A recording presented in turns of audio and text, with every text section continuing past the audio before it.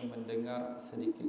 InsyaAllah untuk pagi ini saya akan berkongsi sedikit berkenaan dengan adab tilawatul Quran ataupun adab membaca Al-Quran. Jadi muslim yang dirahmati kerana Allah Ta'ala, bersempena bulan Ramadan ini, di antara amalan mulia yang boleh kita laksanakan ialah dengan qiraatul Quran, dengan membaca Al-Quran. Allah Ta'ala menyebut syahrul Ramadan, bulan Ramadan, unzila fihi Al-Quran, adalah bulan di mana turunnya Al-Quran. Syahrul Ramadan alladzi unzila fihi Al-Quran, bulan Ramadan yang mana pada bulan ini diturunkan Al-Quran. Jadi Al-Quran ni kita baca setiap masa, tapi bulan Ramadan ni kita lebihkan lagi membaca Al-Quran. Kerana apa? Kerana dia memberikan pahala yang besar, dia melipat lagi pahala kepada kita, insya-Allah. Hadir muslim yang dirahmati kerana Allah Ta'ala, sebelum saya menceritakan beberapa adab kita membaca Al-Quran, ingin saya kongsi berkenaan kelebihan membaca Al-Quran. Yang pertama, Al-Quran di antara amalan yang memberikan pahala yang besar. Kerana apa? Kerana di sana ada hadis baginda Nabi sallallahu alaihi wasallam menyebut, "Man qara'a harfan min kitabillah falahu bihi hasanah." Dan sesiapa yang membaca satu huruf daripada Al-Quran, maka baginya akan dapat satu pahala, wal hasanatu bi asyri amsalha. Lalu satu huruf ini yang diberikan satu pahala ini kemudian digandakan lagi dengan 10. Itu kelebihan. Kalau kita baca hadis, dapat tak pahala? Dapat.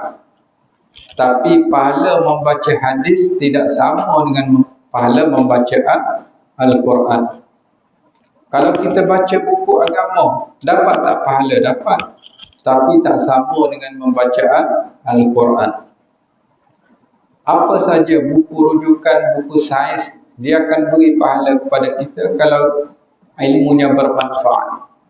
Tapi ingatlah, pahala membaca buku-buku yang lain tidak akan sama dengan pahala membaca Al-Quran. Kerana pahala membaca Al-Quran, satu huruf dikira 10. Satu huruf dikira 10. Bahkan Nabi menegaskan lagi, la aqul alif lam min harfun, walakin alif harfun, lam harfun, min harfun. Lalu kata Rasulullah, alif lam mim bukan satu huruf, tetapi alif itu satu huruf, lam satu huruf, min satu huruf. Jadi begitu besar pahala muslim yang dirahmati kerana Allah Ta'ala bagi sesiapa yang membaca Al-Quran. Dan pahala ini apa dia? Pahala ni mudah je, ialah duit. Duit ataupun mata wang, currency, yang mana kita akan guna di negeri akhirat. Kalau di dunia ini, setiap negeri dia ada mata wang masing-masing. Kita di Malaysia, kita guna ringgit Malaysia. Kita pergi ke Indonesia, rupiah. Pergi ke Filipina, peso. Ke Thailand, baht. Ke Jepun, yen. Ke India, rupi. Ke Korea, won. Ke Amerika, USD. Jadi setiap negara itu dia ada mata wang masing-masing. Jadi begitu juga dengan mata wang negeri akhirat. Yakni mata wang dia dikenali sebagai ajar, pahala. Jadi semakin banyak pahala kita, maka semakin senang kita berada di sesuatu negeri tadi. Saya buat contoh mudahnya, kalaulah ada orang jumpa dengan saya, dia bagi kata, "Ustaz, ambil RM10 ni, pergi ke Kuala Lumpur." Saya kata RM10 ni tak cukup nak pergi Kuala Lumpur. Kerana apa? Kerana bekalan sedikit. mungkin Kota Kinabalu pun tak lepas, nak bayar parking, nak minum air. Jadi kalaulah sedikit, maka kita akan jadi masalah.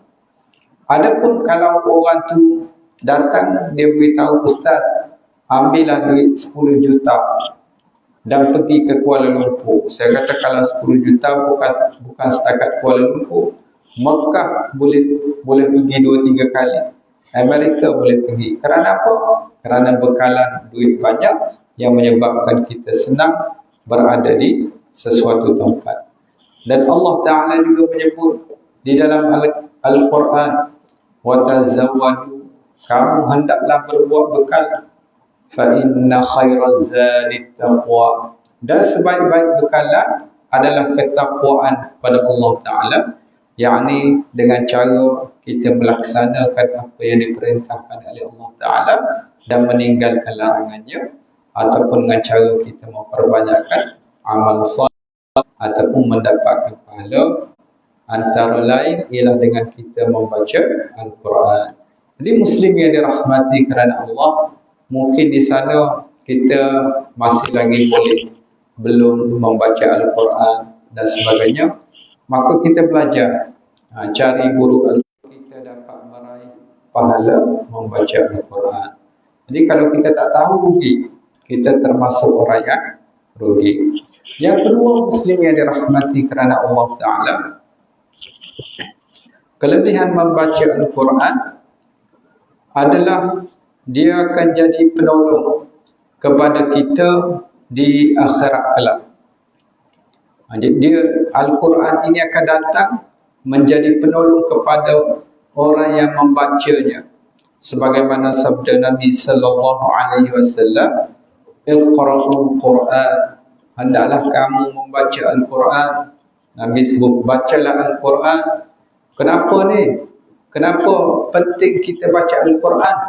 Lalu baginda Nabi sallallahu alaihi wasallam menyebut, fa innahu ya'ti yaumal qiyamah syafi'an li ashabi. Kerana Al-Quran akan datang pada hari kiamat yang akan jadi syafi'an, jadi penolong, pembantu kita, pengiring kita di akhirat kelak, li ashabi, kepada orang yang membacanya.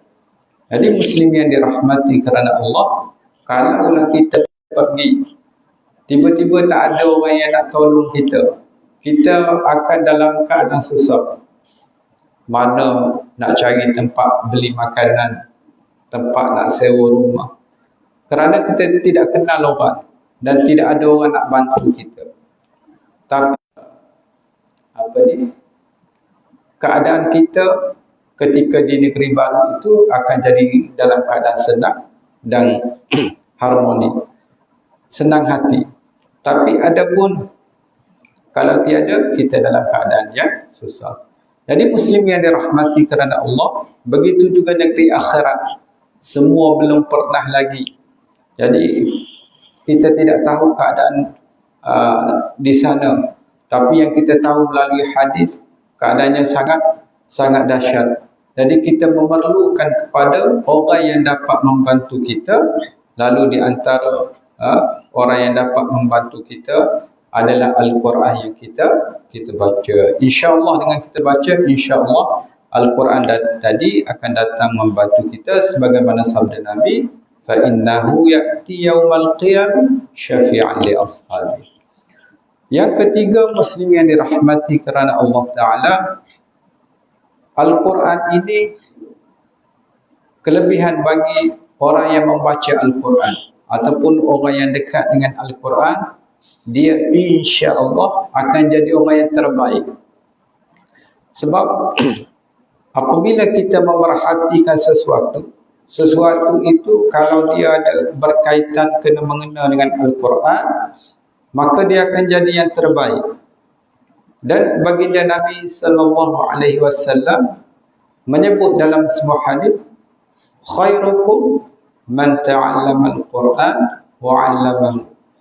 Orang yang terbaik di kalangan kamu adalah orang yang belajar Al-Quran dan orang yang mengajarkan Al-Quran, ataupun orang yang rapat dengan Al-Quran, kita perhatikan, umpamanya tempat turunnya Al-Quran kita sebut Makkah dan Madinah. Apa yang berlaku dengan Makkah dan Madinah? Tempat kota suci umat Islam. Sehingga non-Muslim not allowed, tidak dibenarkan masuk kerana kesucian kota tadi. Antaranya kenapa? Kerana tempat ini, dua kota ini turunnya Al-Quran. Al-Quran diturunkan kepada baginda Nabi sallallahu alaihi wasallam. Lalu Nabi jadi penghulu ataupun ketua bagi sekalian Nabi dan Rasul. Al-Quran diturunkan oleh malaikat Jibril. Lalu malaikat Jibril jadi ketua malaikat. Al-Quran diturunkan pada malam Lailatul Qadr. Lalu apa berlaku? Lailatul Qadr khairun min alfi syahr. Sebab apa dia lebih baik daripada 1000 bulan tadi? Kerana apa? Inna anzalnahu fi Lailatul Qadr. Kerana Al-Quran itu diturunkan pada malam Lailatul Qadr. Sebab Al-Quran turun, maka jadi sebaik-baik malam. Kemudian Ramadan. Kenapa Ramadan bulan yang terbaik? Kerana syahrul Ramadan alladzi unzila fihi al-Quran. Kerana bulan Ramadan itu diturunkannya Al-Quran. Lalu Muslim yang dirahmati kerana Allah, sekiranya Al-Quran ini ada pada diri kita, hari-hari kita baca, hari-hari kita tadabbur, tengok makna dia, buka tafsirnya, masuk kelas tafsir Al-Quran, masuk kelas tilawatul Al-Quran, insya-Allah kita akan dimuliakan oleh Allah Ta'ala, dimuliakan ketika di dunia, dimuliakan ketika di alam barzakh, dan dimuliakan oleh Allah Ta'ala ketika di akhirat kelak. Jadi Muslim yang dirahmati kerana Allah Ta'ala, saya menyeru pada diri saya dan tuan-tuan untuk kita dekat dengan Al-Quran. Dulu saya perhatikan ialah antara asbab yang menjauhkan seseorang dengan Al-Quran ialah kerana ada handphone. Bila handphone, dia lebih banyak tengok YouTube, lebih banyak tengok Instagram, lebih banyak tengok Facebook, lebih banyak tengok WhatsApp. Dan saya perhatikan TikTok. Jadi saya perhatikan semua, daripada budak-budak kecil dengan gamenya, Robloxnya, sehingga orang-orang tua. Jadi orang-orang tua ni tak kira video tu okey tak okey, semua share. Jadi saya kata kuat juga main WhatsApp ni. Jadi caranya ialah, tapi saya ada pengalaman. Saya pernah jumpa kawan saya.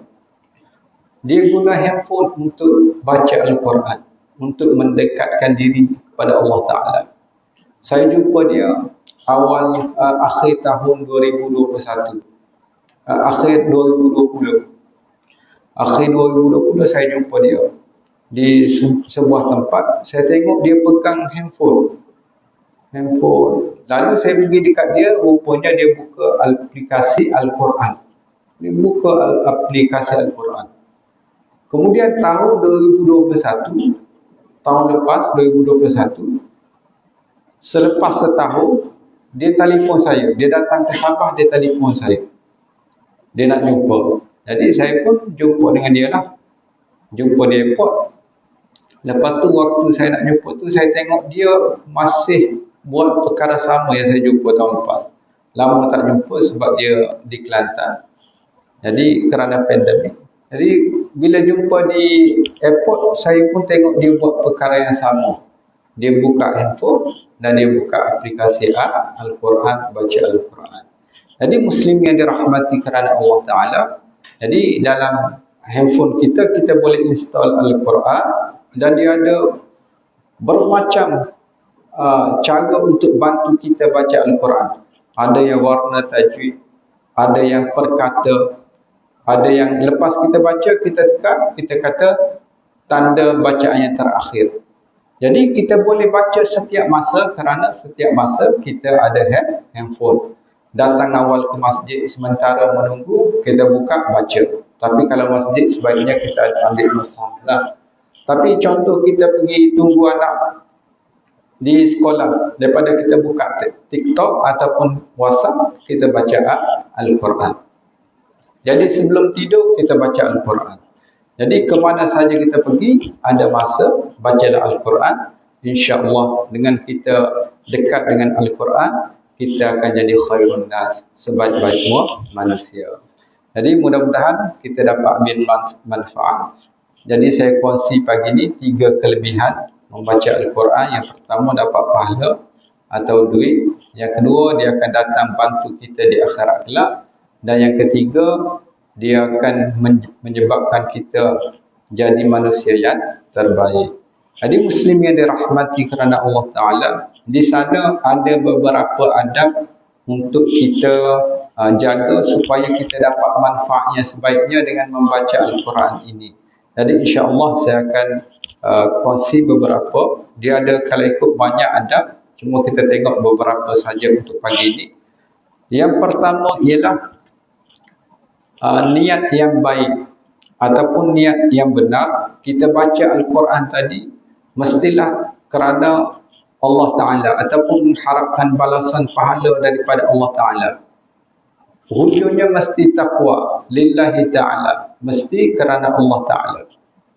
Kalau kita niat ibadah kerana sesuatu yang lain termasuk Al-Quran, maka dia akan merosakkan amal kita, kita tak dapat pahala, bahkan kita diancam dengan api neraka. Kerana apa? Kerana dalam hadis sahih Muslim, baginda Nabi SAW mengisahkan ada 3 golongan yang awal-awal lagi diheret oleh Allah Ta'ala masuk ke dalam neraka. Jadi 3 golongan ni, salah satunya ialah qari, orang yang membaca Al-Quran, tapi kerana apa? Kerana dia baca tadi supaya dia dipanggil seorang yang pembaca Al-Quran yang hebat. Bukan atas dasar dibaca ikhlas kerana Allah Ta'ala. Dua lagi, orang yang jihad. Yang ketiga, orang yang dermawan. Orang yang derma, tapi dia nak derma tadi bukan ikhlas kerana Allah, tapi kerana ingin disebut-sebut sebagai dermawan. Jadi kalau kita tidak jaga keikhlasan, maka dia boleh merosakkan amal, kita tak dapat pahala. Yang lebih teruk lagi adalah kita diancam dengan api neraka Allah Ta'ala. Jadi Muslim yang dirahmati kerana Allah, apa saja, baik membaca Al-Quran atau ibadah yang lain, di sana haruslah kita memperbetulkan niat ikhlas kerana Allah Ta'ala. Adapun bila datang niat kerana benda yang lain, kerana nak menunjuk-nunjuk, kerana apa?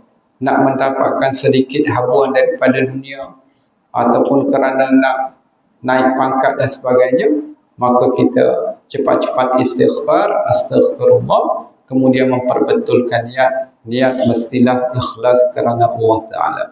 Dalam sebuah hadis riwayat An-Nasa'i, juga termasuk dalam himpunan hadis-hadis sahih, baginda Rasulullah sallallahu alaihi wasallam menyebut, inna Allah Ta'ala la yaqbalu min al-amal illa ma kana lahu khalisan. Maksudnya, sesungguhnya Allah Ta'ala tidak menerima suatu amal kecuali yang dilakukan dengan ikhlas. Jadi, amal yang ikhlas, amal itu diterima oleh Allah Ta'ala. Adapun kerana yang lain, maka tidak diterima. Jadi, Muslim yang dirahmati kerana Allah Ta'ala, adab yang kedua adalah dengan kita bersuci ketika hendak menyentuh mushaf, ataupun dan juga bersuci ketika hendak membaca Al-Quran. Jadi sebaik-baiknya ialah kita dalam keadaan berwuduk. Tapi kalau kita tidak ada wuduk pun boleh baca. Tapi yang afdal adalah kita dalam keadaan berwuduk. Dalam beberapa hadis Rasulullah sallallahu alaihi wasallam, beliau tidak menjawab salam. Kerana apa? Kerana dalam keadaan berhadas, belum lagi berwuduk. Wuduknya batal, kemudian ada orang beri salam, Nabi tak jawab. Nabi pergi berwuduk dahulu, kemudian baru jawab salam. Lalu Nabi beritahu, sesungguhnya aku tidak suka ketika berzikir kepada Allah, aku dalam keadaan yang tidak suci. Jadi Nabi akan berzikir ketika dia dalam keadaan suci berwudu. Jadi kalaulah memberi salam tadi Nabi ambil berat, apatah lagi dengan membaca Al-Quran, kerana dia termasuk kalam Allah, termasuk zikrullah. Jadi lebih-lebih lagi kita dituntut untuk bersuci. Tapi adapun hukumnya adalah sunat, bukan wajib. Kemudian menyentuh Al-Quran, sebahagian ulama kata wajib. Kita ada pandangan juga yang mengatakan tidak wajib. Tapi kita ambil mudah untuk selamat. Menyentuh Al-Quran, kita kata perlu kepada wajib kepada wudu. Baginda Nabi SAW menyebut dalam sebuah hadis. Hadis ini hadis riwayat At-Tabrani, juga termasuk dalam Sahih Al-Quran illa tahir. Janganlah menyentuh Al-Quran kecuali dalam keadaan suci. Dalam Al-Quran sebut la yamassuhu illa al-mutahharun, dan tidaklah menyentuh Al-Quran itu melainkan orang-orang yang suci. Namun ketiga, insya-Allah kita tengok 5 saja. Yang ketiga adalah bersiwak. Bersiwak bertujuan untuk mengharumkan bau mulut yang keluar daripada kalamullah Ta'ala. Dalam sebuah hadis, baginda Nabi SAW bersabda, hadis ni riwayat Al-Baihaqi, juga termasuk dalam Sahihul Jami', gosok gigi. Fa inna ahadakum idza qara'a fi salatihi wada'a malakun fahu ala fihi.